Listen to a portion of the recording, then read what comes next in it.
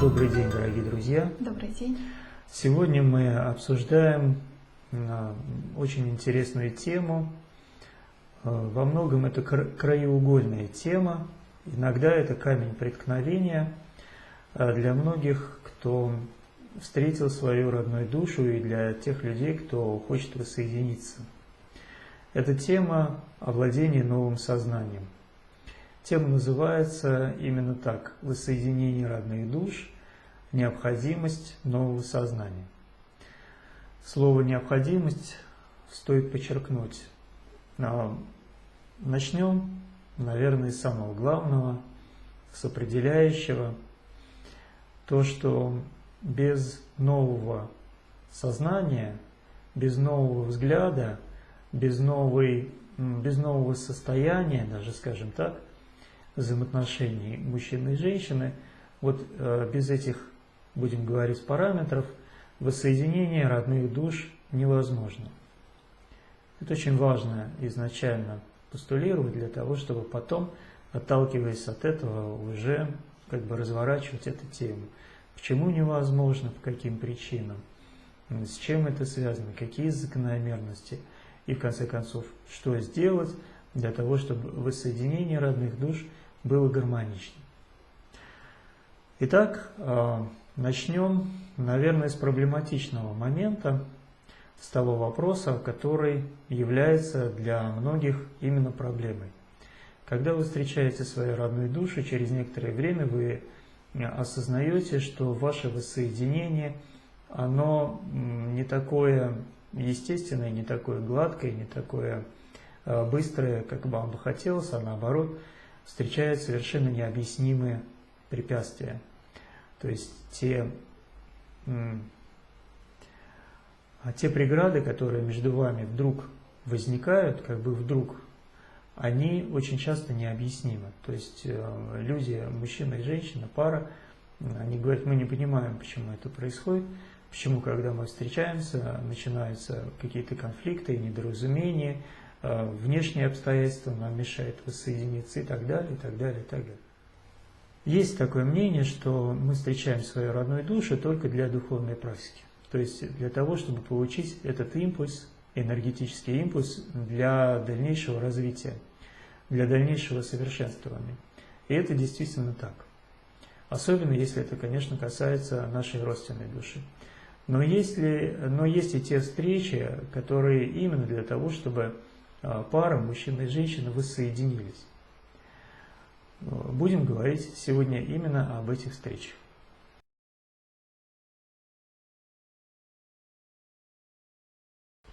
Итак, то, что касается нового сознания, нового уровня сознания, так сказать, да? Возникает вопрос, что это за уровень, как им овладеть и тому подобное. Во-первых, это то состояние, тот уровень сознания, с которым пара родных душ знакомится очень быстро.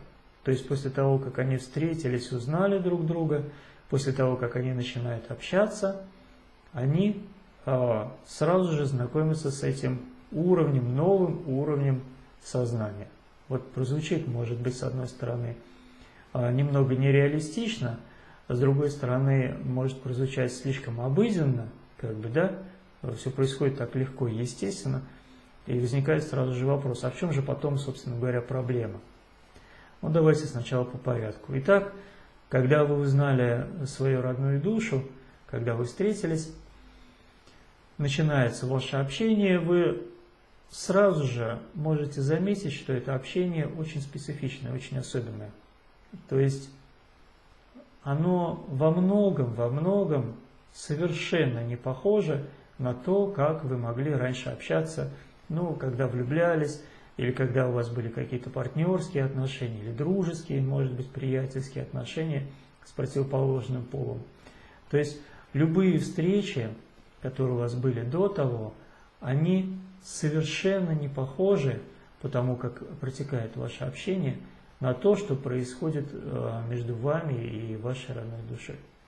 Вот если вы обратите на это внимание, если вы постараетесь как можно более полнее осознать, что же это за специфика вашего общения, то вы придете к тому же самому выводу, что это действительно новый уровень сознания, новый уровень общения. И, собственно, именно поэтому он и является таким притягательным, именно по этой причине он является таким желанным, для многих долгожданным, потому что там присутствует совершенно особенная связь между мужчиной и женщиной. Особенные качества, которые возможно по большому счету только испытать.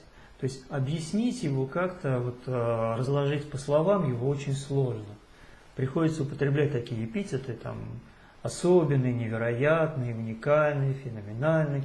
И все это так и есть. Но нужно это испытать для того, чтобы сполна это все прочувствовать. Итак, допустим, вы осознали, что между вами, вот именно осознали, не просто прочувствовали, да, и не просто на уровне эмоций, что да, что-то необычайное, но еще и осознали, что это что-то особенное, что это то, что вам раньше в жизни не было знакомо, и то, с чем вы не встречались, но, может быть, только о чем-то подобном слышали или читали в литературе, смотрели в фильмах, да? И вдруг это в вашей жизни произошло. Вы выходите на новый уровень взаимоотношений. Если вы продолжаете это общение, и если между вами проходят достаточно большие потоки энергии, которые вы не блокируете, что иногда встречается подчас, встречаются родные души, да? Они чувствуют эту необычайность, феноменальность, и некоторые пугаются. То есть энергия такая громадная идет, что она может вызвать реальный испуг. Что происходит вообще? Что такое? Некоторые думают, меня приворожили, оказывает какое-то магическое влияние на меня. Другие могут подумать, наверное, я схожу с ума. Что-то со мной происходит необычайно. И происходит блокировка. То есть внутри какие-то заслонки опускаются и не дают полноценно развивать сообщение. Так вот, если этого не происходит, если вы не блокируете этот процесс, а он идет сам по себе, то дальше вы можете замечать следующее явление. Оно иногда называется возвышение. То есть вы возвышаетесь своим духом. Иногда говорят возносится, вознесение. Но вознесение – это слишком такой действительно сильный термин, но все равно его можно в определенной степени к этому случаю применить. То есть вы действительно чувствуете, как вы оба как бы отрываетесь от земли и воспаряете своим духом в очень высокие сферы. Вы чувствуете тончайшие вибрации, вы чувствуете такие энергии, которые можно назвать только вот небесными, божественными переживаниями и так далее. И оттуда же идет термин «божественная любовь». То есть божественная любовь не по каким-то вот таким причинам, а в первую очередь потому, что это те состояния, которые очень высокочастотные, очень особенные, еще их называют измененными состояниями сознания, когда вы чувствуете, как будто бы вы возноситесь, а духом вы действительно реально возноситесь. То есть это совершенно другой уровень взаимоотношений, совершенно другой уровень общения. Причем все это происходит совершенно спонтанным образом, то есть от вас не требуется никаких техник, там, ну, скажем, ни дыхательных, ни йогических, вы к этому не приходите сознательно, вы к этому не стремитесь сознательно, а это получается вот спонтанным образом, само по себе, естественным образом возникает у вас. То есть это все показывает тот этап, когда вы спонтанно, естественно выходите на новый уровень сознания, когда встречаете свою родную душу. Вот если вы подробно, очень внимательно рассмотрите ваше общение с родной душой, то вы заметите именно это. И еще раз повторюсь, будет не лишним еще раз обратить на это внимание. Именно по этой причине взаимоотношения между родными душами являются такими притягательными. Именно из-за того, что это новая форма общения, новое сознание. Оно чистое, свежее, возвышенное, очень сильное, очень наполненное, очень яркое. И так далее, и так далее, и так далее. Там много можно приводить эпитетов. И вот это врезается в память человека, это врезается в его опыт, и это никогда не забывается. Даже если у вас, допустим, произошел такой случай, и вы расстались со своей родной душой, что, в принципе, часто совершенно нормально, по этому поводу не стоит всегда так расстраиваться, иногда это закономерно. Так вот, даже если это закономерно, и вы расстались, как сказать, друзьями, да, не испытывая друг к другу никаких негативных эмоций, тем не менее, все равно вы на всю жизнь запоминаете эту встречу, никогда она не уйдет из вашей памяти, никогда не сотрется. Вы можете ее сознательно, специально как-то подавлять, но все равно ничего из этого не получится. Вот настолько это сильный опыт пробуждения нового сознания. Итак, вот в течение этих нескольких минут рассказа мы пришли совершенно естественным образом к тому, что выяснили, этот новый уровень сознания, он возникает сам, спонтанно.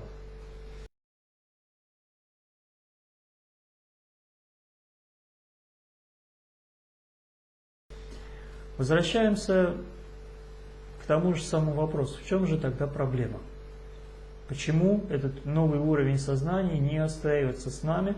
Почему мы не можем так вот общаться всегда? На это есть несколько основных причин. Будем просто по порядку. Первая причина то, что мы не только существа, которые наделены душой и в которых живет дух, искра Божия еще говорят, эманации божественные. У нас есть не только эти состояния, у нас есть состояния и необходимые для повседневной жизни. То есть нам нужно вести повседневную жизнь. Поэтому полностью, целиком и полностью мы не остаемся в этих возвышенных состояниях сознания. Мы туда возвышаемся для получения очень важного опыта. Этот опыт знакомства с тем, что мы есть дети Божии, что мы есть частички света, что мы есть неотделимые частички источника Абсолюта. Мы получаем этот опыт, это знание и начинаем возвращаться, как бы возвращаться назад. То есть это естественный процесс. Давайте остановимся буквально на несколько минут на этом моменте. Многие пишут и задают вопросы, вот куда исчезло это чувство, почему оно исчезло, почему между нами нет уже вот этой связи. Она есть, эта связь. Просто энергия ушла еще и на другие центры для того, чтобы вы взаимодействовали на других уровнях. Поэтому эта связь не такая яркая, не такая сильная, как она была в начале.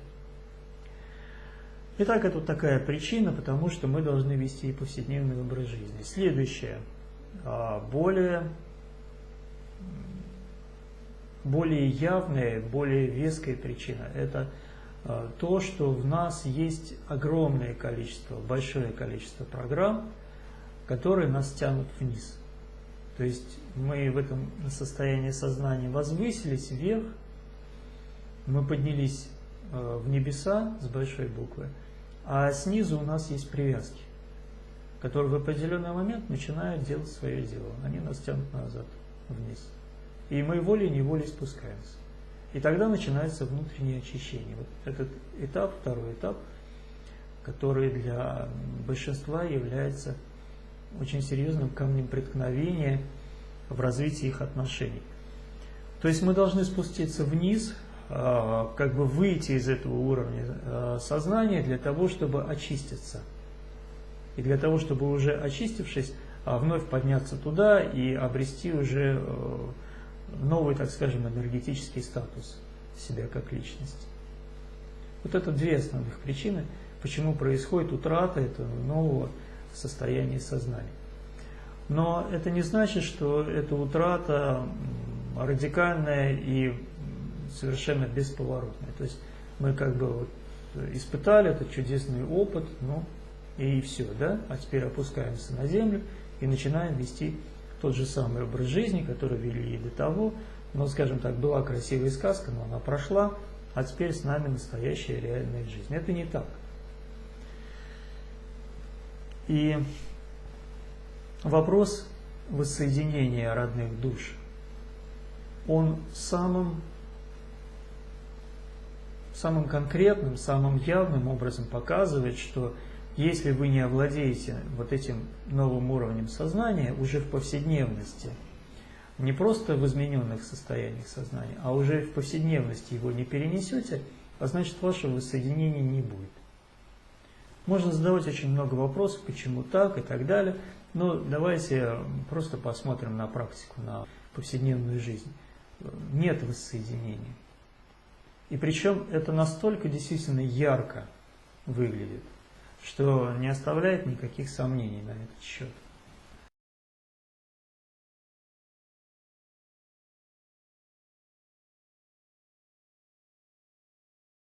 Родные души на этапе внутреннего очищения, когда встречаются, не то чтобы тех возвышенных состояний нет, которые были, а наоборот, кардинально иная реакция друг на друга, абсолютно негативная, то есть люди начинают как бы, будем говорить, вот как бы спорить, конфликтовать и так далее. На самом деле, почему мы говорим как бы? Потому что на самом деле это делают не они, а делают вот эти вот программы.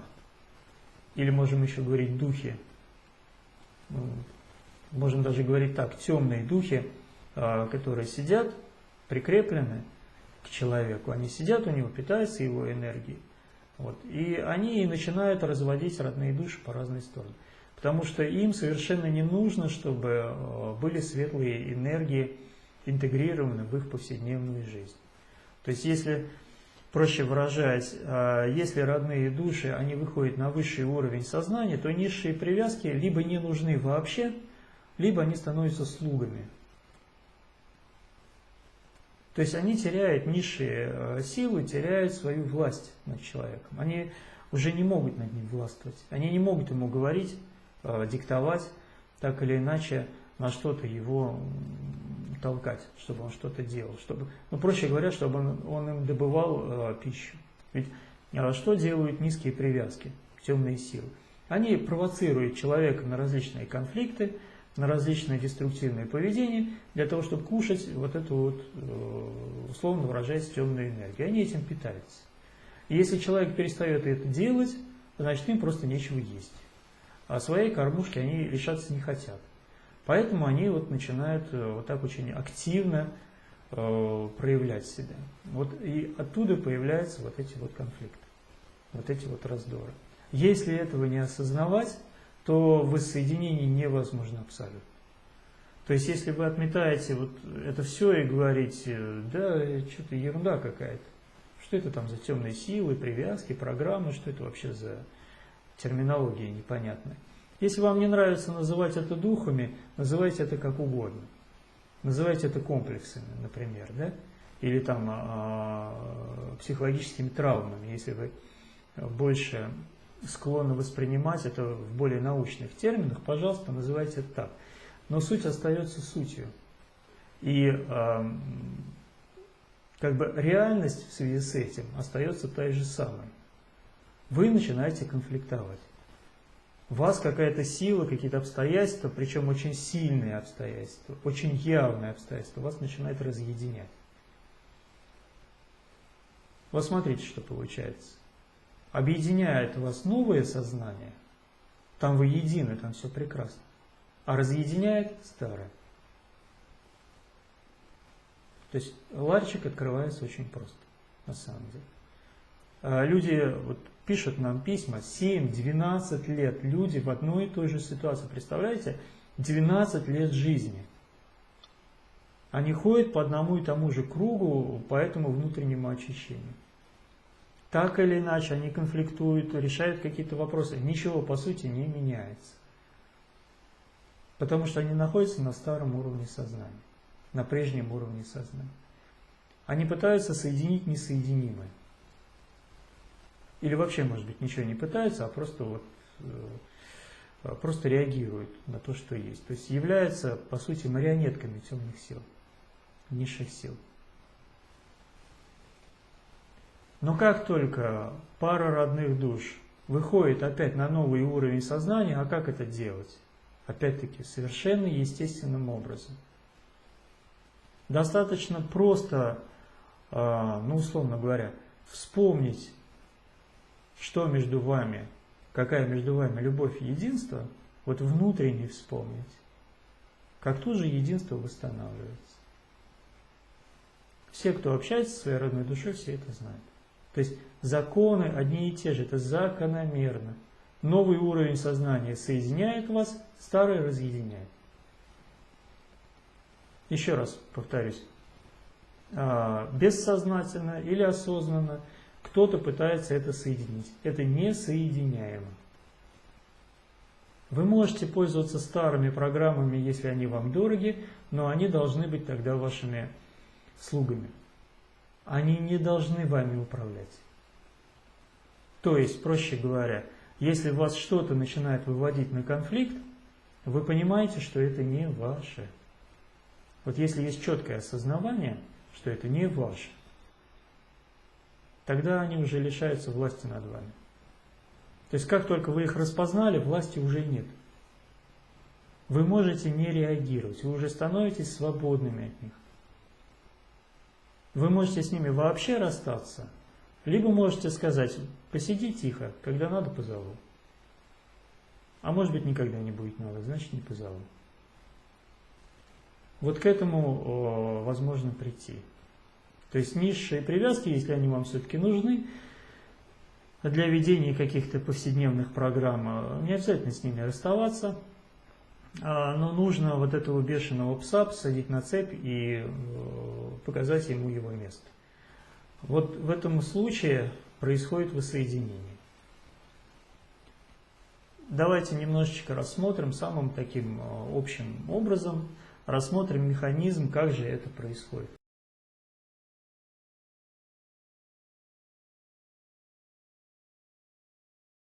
На самом деле механизм самый простой, абсолютно элементарный. Алгоритм в 2 хода.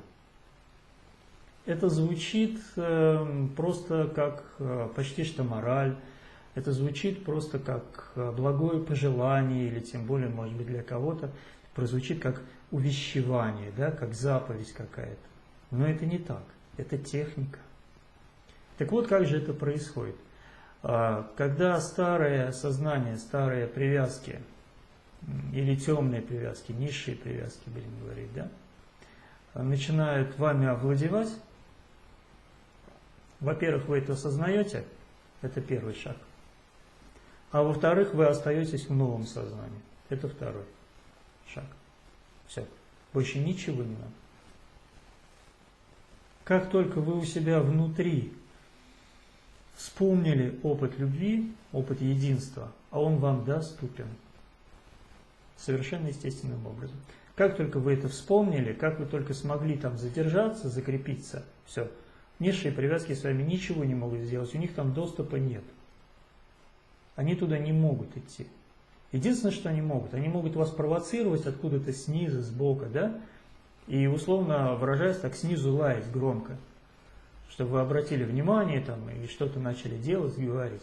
Если вы этого не делаете, то все, они не имеют над вами никакой власти. Если вы находитесь в состоянии любви, они вас не могут достать. И таким образом происходит постепенное овладевание новым уровнем сознания.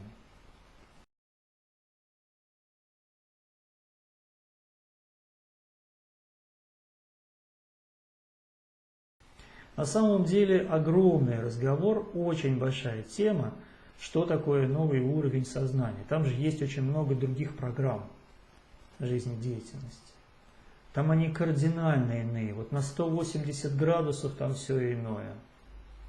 Если на прежнем уровне сознания ваша основная программа – это взять, и ваш основной господин – это страх, то на новом уровне сознания диаметрально противоположное. Основная тенденция – это отдать, то есть служение, оказание помощи и так далее. И основной стимул, энергетическая подпитка – это не страх, а, естественно, понимаете, это любовь. То есть желание поделиться.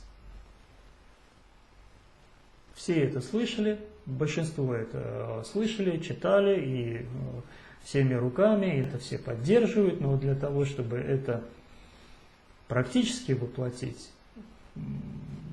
бывает достаточно сложно, скажем так, для большинства. Но, огромное но, родные души могут воссоединиться только на основании именно этих принципов. Вот мы с вами с самого начала, это очень коротко, так поверхностно, обобщенно, но разобрали.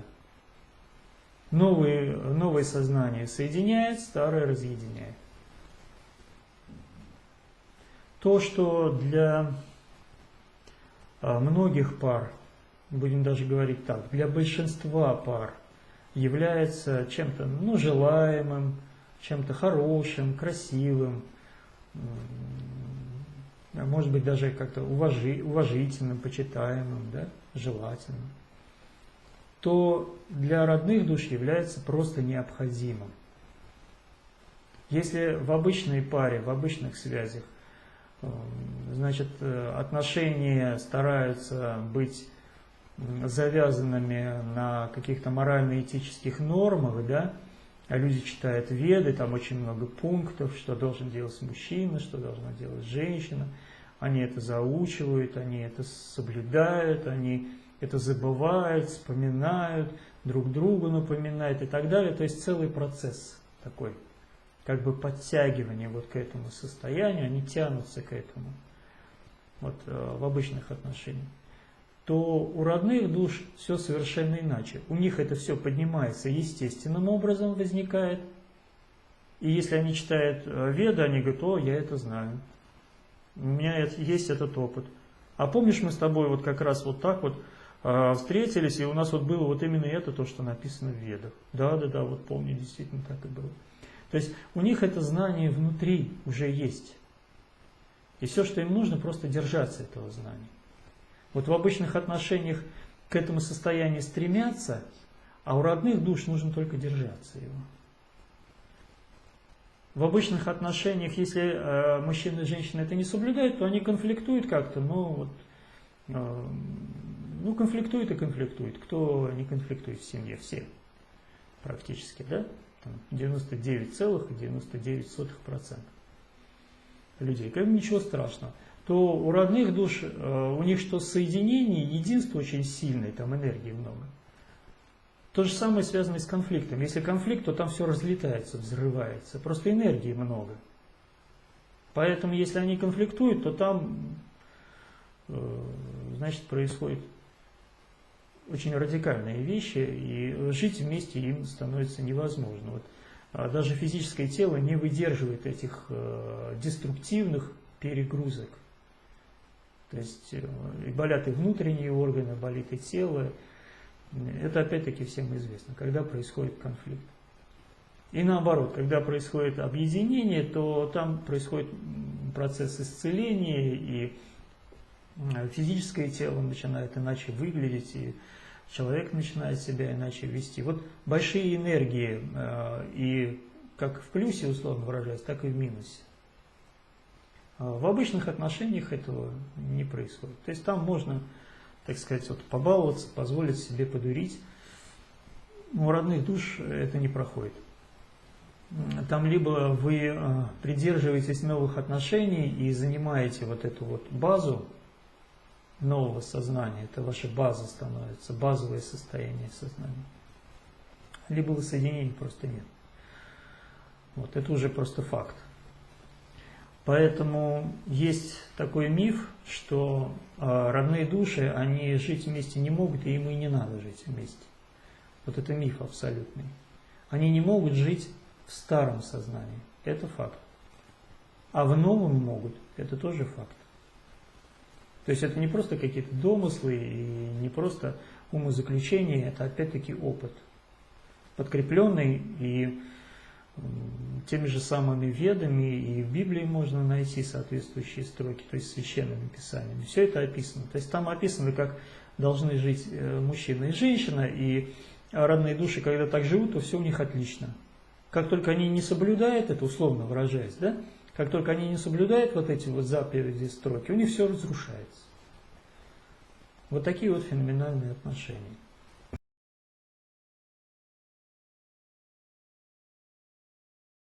Вопрос сейчас будем отвечать. Вот поступил вопрос, да? Ну, Да. можно сейчас. Вот Людмила задала вопрос.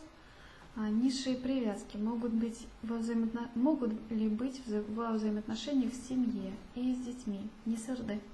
Ну, конечно, и там люди с этим очень даже хорошо уживаются. Более того, вы знаете, что необходимо сказать по поводу низших привязок? Вот нельзя просто так относиться негативно, там, ай-яй-яй.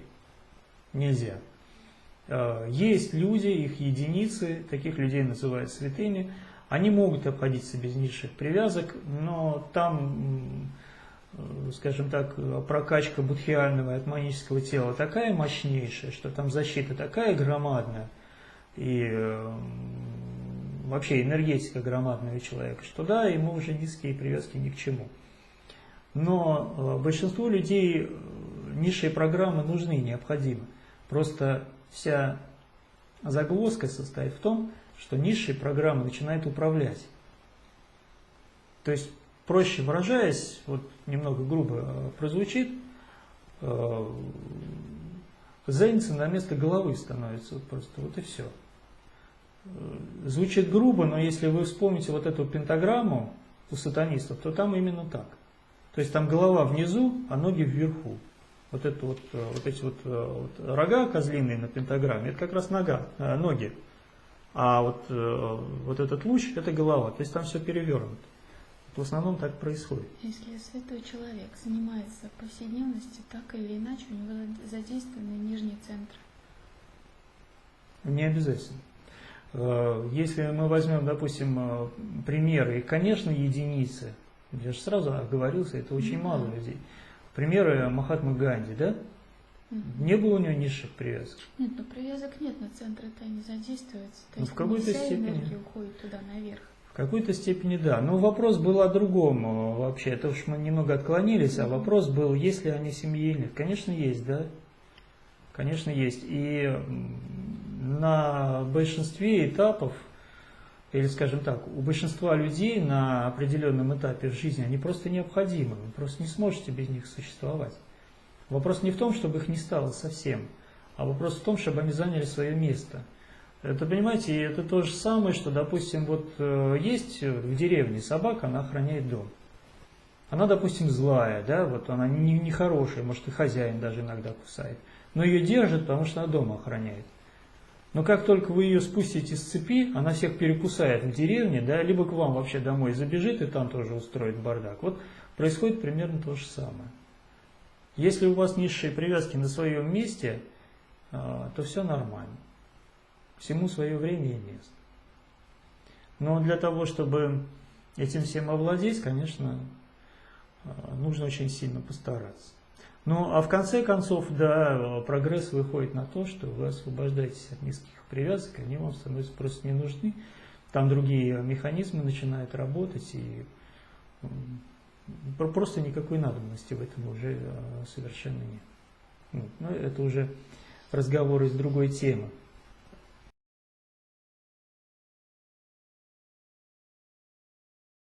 Самое главное, да, давайте сейчас уже переходим к заключению, время к этому подходит, но промежуточный вывод такой. Если вы осознаете вот этот краеугольный момент, что для воссоединения с родной душой вам необходимо новое сознание, если вы его сами на собственном опыте осознаете, не просто вот с наших слов, там, как бы доверяя нашему опыту или там доверяя еще чему-то опыту, и говорится, да, наверное, так и есть. Вот этого недостаточно. А если вы уже просматриваете свой собственный опыт общения с родной душой и замечаете это, действительно говорите, ну да, вот, да, когда вот мы в этом состоянии, то все прекрасно. Как только мы из него выходим, то все ужасно. Так вот, когда вы осознаете этот факт, то уже очень многие вопросы у вас будут решены. Очень многие. Конечно, не все. Но основополагающие, по крайней мере, будут решены. Вы будете знать, понимать, как вам себя нужно вести, а как не нужно себя вести. Вот. Это такой вот обобщающий момент.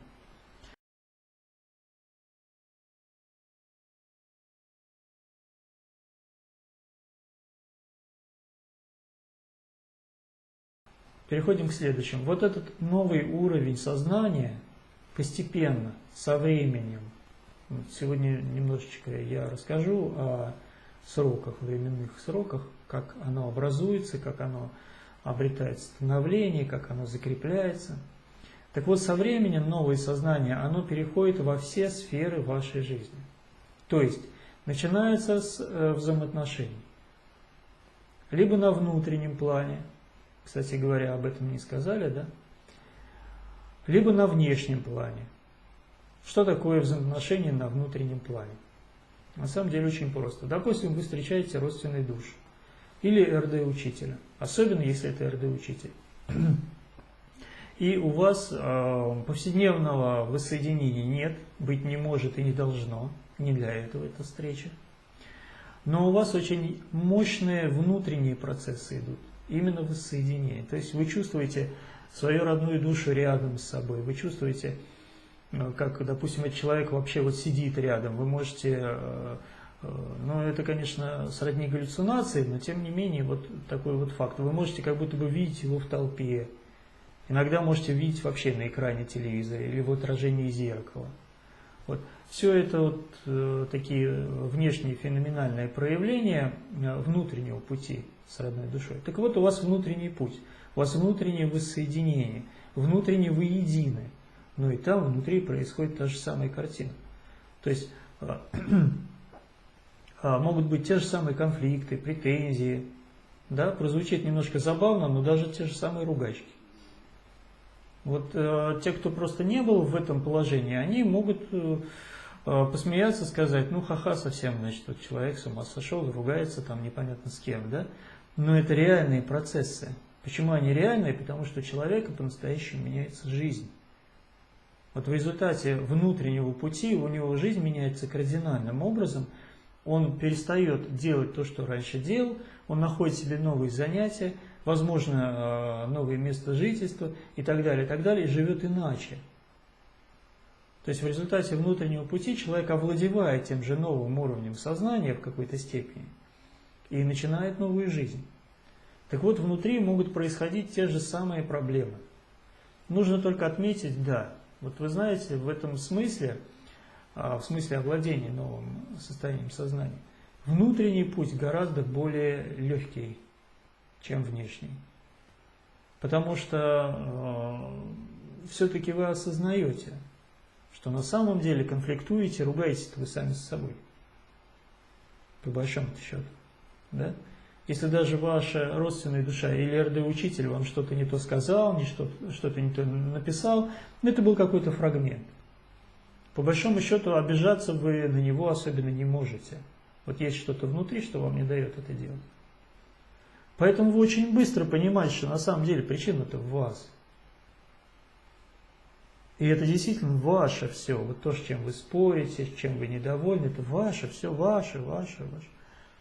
И ваш процесс овладения новым состоянием сознания, он гораздо более короткий, гораздо более эффективный. А вот когда внешний путь, вот, то есть вы встречаетесь, да, вот вы там ругаетесь и так далее, вы очень долго можете друг друга обвинять, что вот он виноват, это он мне не так сказал, не так сделал и так далее. Это может продолжаться годами, вот эта практика. 7-12 лет у людей такие истории. А если обратимся к истории взаимоотношений родных душ, то можем проследить, что это может быть десятилетиями и нерешаемо. Вот люди просто по кругу ходят, ничего не решается. Они не могут расстаться, потому что чувствуют это единство, и не могут воссоединиться, потому что у них старый образ, у них старое сознание, старый образ жизни, старые ценности. Они несовместимы. Это немного о внутреннем и о внешнем пути. А теперь, значит, по срокам, что происходит? Ну, во-первых, как происходит такой существенный, основательный выход на новый уровень сознания. Он происходит только через трансформацию, никак иначе. Трансформация вами может переживаться достаточно мягко, либо она может переживаться очень драматично. Давайте начнем с мягкого варианта. Что такое мягкий вариант? Пожалуй, один из самых мягких вариантов. Вы, конечно, что-то переживаете. У вас, конечно же, внутри очень большие, сильные процессы, но они только внутри. Во внешней жизни вы также как бы живете, ходите на работу, там что-то, вот, как всегда, да? И в какую-то такую вот ночь, лунную или безлунную, вы в таком растрепанном состоянии засыпаете и видите сон, в котором вы, допустим, там где-то умираете, ну, скажем, на вершине прекрасной горы, и превращаетесь в радугу, и просыпаетесь в совершенно другом состоянии. Да, это трансформация. То есть такие примеры, они известны, они описаны в литературе, и вот фильм «Мирный воин» в какой-то степени, вот там показана именно такая трансформация, в какой-то степени. Вот, потому что там было все гораздо жестче, конечно. А если это жесткий вариант, то вы испытываете при трансформации физические боли, психологические перегрузки. У вас разрушается внешняя жизнь, вас выгоняют с работы, вас там начинают как-то недолюбливать родственники и так далее. То есть трансформация происходит еще и на внешнем плане, очень мощная. Да? В результате вы также тоже вот рассыпаетесь, происходит какой-то внутренний щелчок, и это может быть среди дня, может быть также ночью, без разницы. Вы вдруг понимаете, что вы все отпустили, вот, вы знаете, вот как будто бы, вот как говорят, камень с души упал, что-то такое, пуф, и растворился. И вы как будто бы воздушный шарик такой уже так легко себя чувствуете. И это выход на новый уровень сознания. Все, вот вы вышли. То есть выход только через трансформацию. Итак, вы трансформировались. Да, но трансформация, она возможна только после внутреннего очищения. Невозможно просто так вот взять и трансформироваться.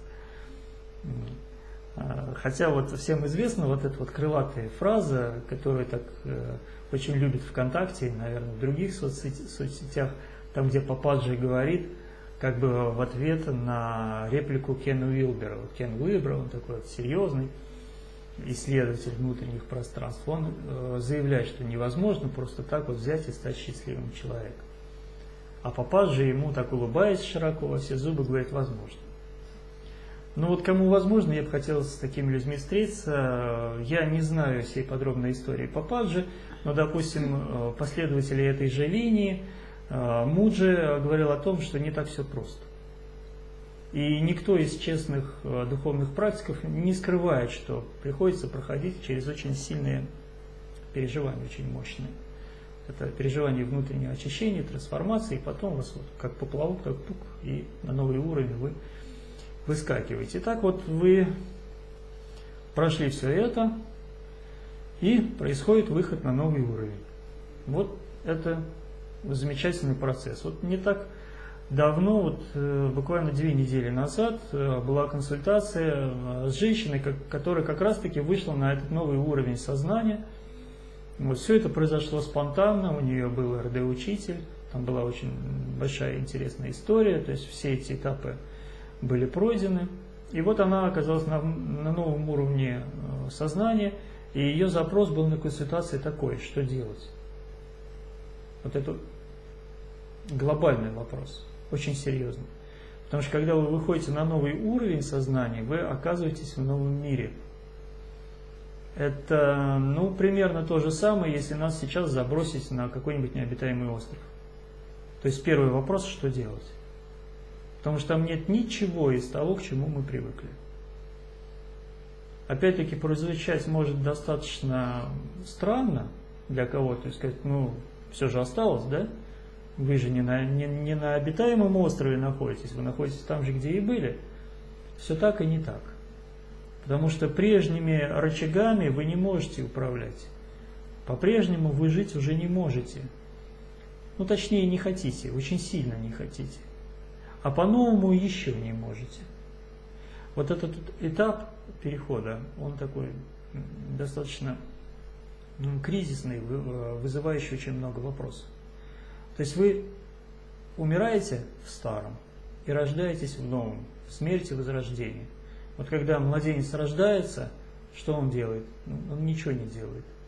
Он еще и головку не держит, и на животик не переворачивается. То есть встает вопрос о времени. Должно пройти определенное время, когда вы начнете ориентироваться в этом уже новом пространстве. Когда вы начнете шевелиться, когда на животик переворачиваться, когда первое агу-агу скажете и так далее. Это опять классика. И не только у родных душ, это известно у всех. Ну, допустим, Ошу после вот такого сильного просветления, он год молчал. Ну, в Индии это можно, там жарко, и жил он на подаянии. В этом состоянии кушать почти не хочется.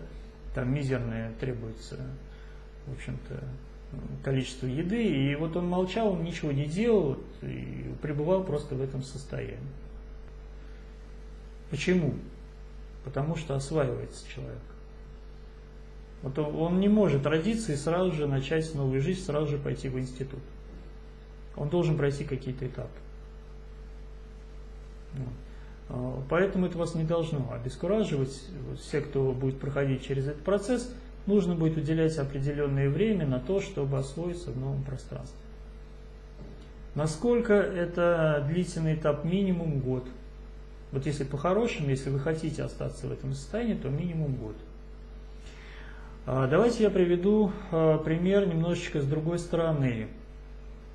Не только у родных душ и в других духовных практиках люди проходят процесс трансформации, и люди познают вот это состояние, любовь и свобода, они чувствуют новый уровень сознания, они блаженствуют, они чувствуют это благо, переживают его.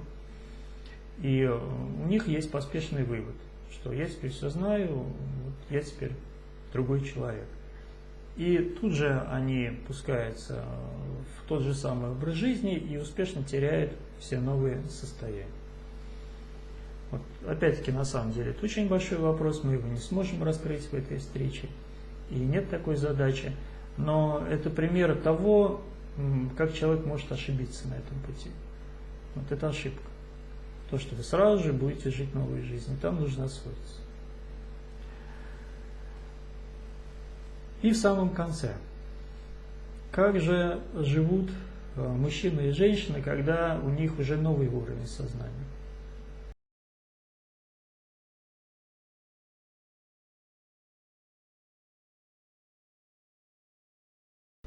Конечно, они живут кардинально иначе. И не потому, что они помнят эти заповеди, эти законы, правила, а потому что все эти правила, они у них живут внутри и очень активно проявляются. Низшие привязки уже потеряли власть, верхние, значит, будем говорить так, высшие программы начинают уже проявляться, начинают уже осваивать новое пространство. Мужчина и женщина взаимодействуют совершенно иначе и совершенно естественным способом. То есть все происходит достаточно спонтанно. Вот есть такое выражение «в потоке». Вот это то же самое. То есть вашим энергиям, вашему энергетическому взаимодействию больше ничто не мешает. Преград нет, просто преграды ушли, и вот это единство, оно уже есть. И это единство, оно основано на духовном единстве. Дальше опускается уже вниз. на более низшие уровни, на повседневное ваше общение, на сексуальное ваше общение, на, возможно, какие-то совместные проекты, возможно, бизнес-проекты и так далее. Все это опускается вниз, но база находится наверху. Оттуда идут команды сверху, оттуда идет управление. И управление, оно фактическое, оно энергетическое, то есть оно не от ума. Оно не от того, что вы должны помнить, чтобы не нарушить заповедь, да? Контролировать себя, контролировать другого, своего партнера. Этого нет. Управление происходит от любви. Как говорят в русском языке, полюбовно. Совершенно естественным образом. Просто не нужно будет из этого выходить, вот и все. Новый уровень сознания, он основан на благе. Вот есть слово «любовь», оно, к сожалению, очень сильно заштамповано. Пока слово «благо» на данный момент не так сильно заштамповано, поэтому им можно пользоваться успешно. Вы будете чувствовать благо, которое между вами. Вы будете чувствовать это всегда.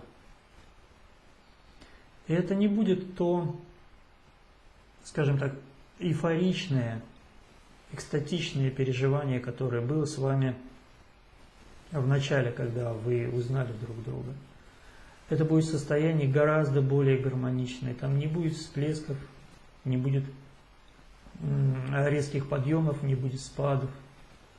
Это как спокойный, чуть-чуть волнующийся океан. Вот это состояние блага, покоя, мира, единства, оно будет вашим базовым. И как только в ваших отношениях будет проявляться что-то диссонирующее, вы будете чувствовать это как инородное тело. Вот когда мы скушаем какой-нибудь нехороший продукт, ну, допустим, мы хорошо питаемся, скажем, человек вегетарианец или сыроед, и вдруг ему попало что-то нехорошее такое, да, он тут же чувствует инородное тело, его начинает тошнить, ему становится нехорошо. Вот то же самое и в ваших отношениях. Как только будет появляться что-то деструктивное, вы будете чувствовать это как чужеродное, и вы очень естественно и достаточно быстро от этого просто вот отойдете, как бы даже не обращая внимания. Типа вот того, знаете, вот как вот вы идете по дороге, вдруг там раз и, ну скажем, ладно, лужица такая грязная, да, вы ой, раз и перешагнули. Вот примерно так. Отношения, основанные на благе, мире и гармонии. Отношения, которые развиваются, они не статичные, они не есть что-то такое, знаете, вот, застойное, такое как бы даже грустно-серое. Конечно, нет. Они развиваются в потоке. Там происходит постоянное движение. Там происходит постоянное развитие, но только уже совершенно по иной парадигме. Парадигме отдавания. И отдавание друг другу в первую очередь. И отдавание этому миру, окружающему миру, настолько, насколько заложено в карме, заложено в предназначении. Вот что такое новый уровень сознания и каким образом будут происходить взаимоотношения между мужчиной и женщиной, когда они его достигают и на нем закрепляются. А дальше идут очень многие прелести. Ну, прелести, ладно, не то слово. Дары. Может быть, один из самых таких вот как бы практичных даров, да? Вот мы все говорим о высоких материях, и они есть в взаимоотношениях между родных душ. Но также есть и повседневность. Вот повседневные дары, они состоят в том, что когда родные души вместе и между ними гармония, они необычайно эффективны в повседневности. То есть они начинают что-то делать, то, что рядом люди не могут сделать. Просто у них энергии столько нет. У них нет таких точных знаний. У них нет такого непосредственного наития. Нет даже, вот, скажем, какого-то покровительства свыше. Когда же достигается этот новый уровень сознания, у человека это все есть. Вот кто идет одиночным путем, у него то же самое, только он один. А родные души, там парный путь. Опять-таки то же самое, только у них вдвоем все это. У них очень много энергии на действие. У них постоянно происходит процесс генерации каких-то новых идей, новых проектов. Что-то они все время предпринимают, все время что-то делают. Нет такого состояния, знаете, как вот просто вот вошел в медитацию, сидишь, улыбаешься и больше ничего. Это из другой оперы. Это не про родные души. Почему там этого нет? Потому что там поляризация. Там энергия все время движется. Там вот этот инь и ян, плюс и минус, он, ведь как энергия движется? От плюса к минусу, условно выражаясь. Да? От одного полюса к другому. Вот эти полюса все время остаются там, только они объединяются. А движение энергии то же самое происходит, только гораздо более гармоничное.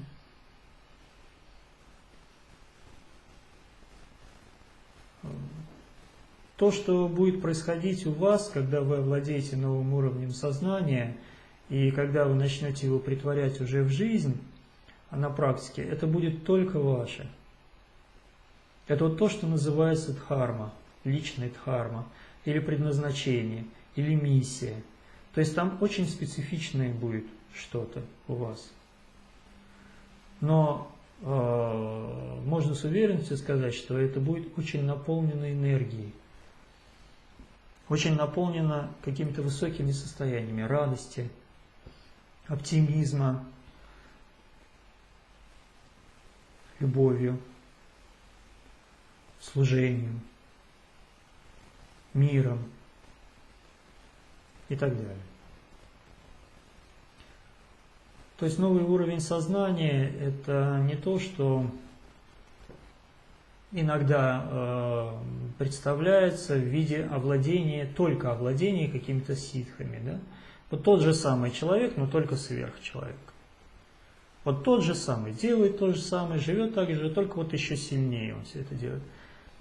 Совсем нет. Это совершенно другой человек. Хотя с виду, с посторонней точки зрения, он может быть совершенно непримечательным, и жизнь его может выглядеть совершенно как бы обычно, но он переживает эту жизнь качественно иначе. И живет, и проявляется он качественно иначе. И если это пара родных душ, то они вдвоем живут качественно иначе.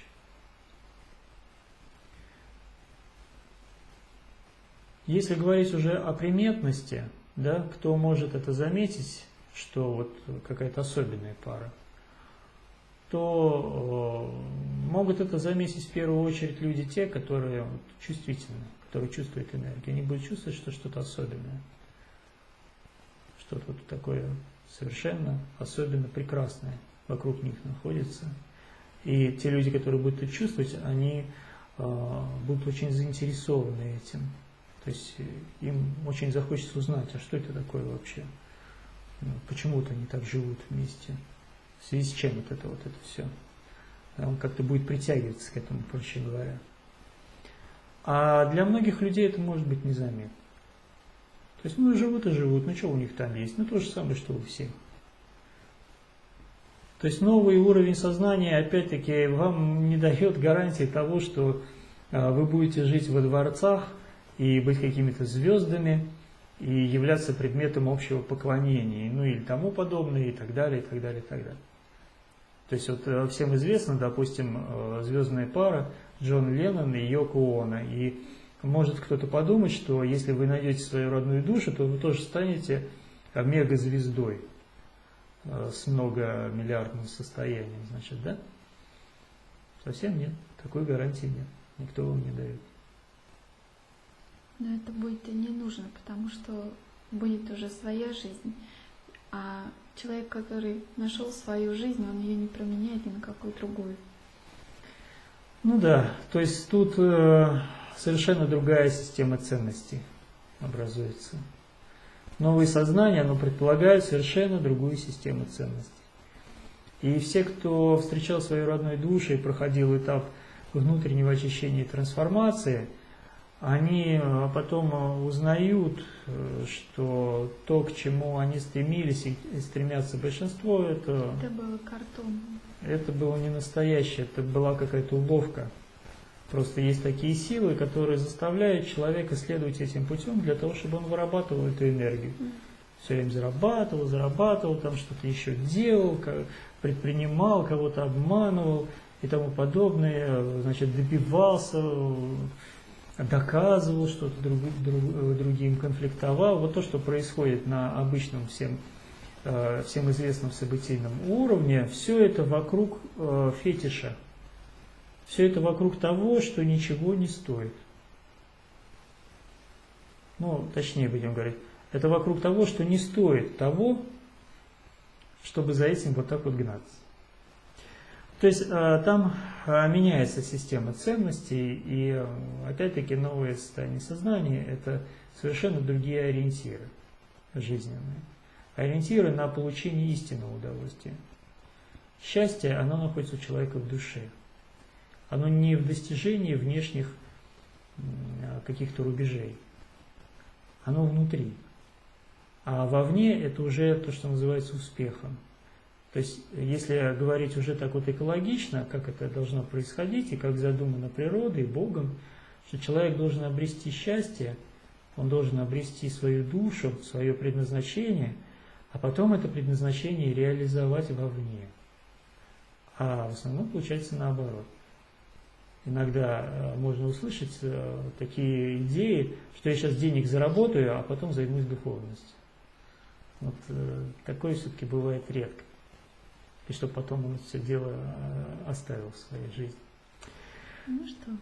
Вот это новый уровень сознания, который совершенно естественным образом появляется у родных душ, когда они встречаются, который от них как бы ускользает, и которым они потом уже основательно овладевают, в нем закрепляются и живут. Тогда уже полностью, совершенно естественным образом, воссоединяясь и испытывая совершенно иное качество жизни и совместной жизни, и жизни вообще. Вот об этом мы сегодня хотели с вами поделиться, сегодня рассказать. Люда написала: Андрей, Анастасия, спасибо. Такая важная тема для меня сегодня затронута. И так вовремя. Спасибо вам. И вам спасибо, Людмила, и за внимание, и за отклик. Но мы об этом будем еще говорить не раз. Мы будем об этом говорить с разных сторон, по-разному. Там есть очень много аспектов. Вот Женя нас тоже благодарит, тоже спасибо, Жене. Там есть очень много аспектов. Я еще раз тогда скажу, что сегодняшний обзор, сегодняшний разговор, он был таким очень обобщенным. Как введение. Просто как введение, для того, чтобы обозначить, что эта тема есть, это направление есть. Это не значит, что мы рассмотрели во всей полноте, во всей глубине, во всех подробностях. Безусловно, нет.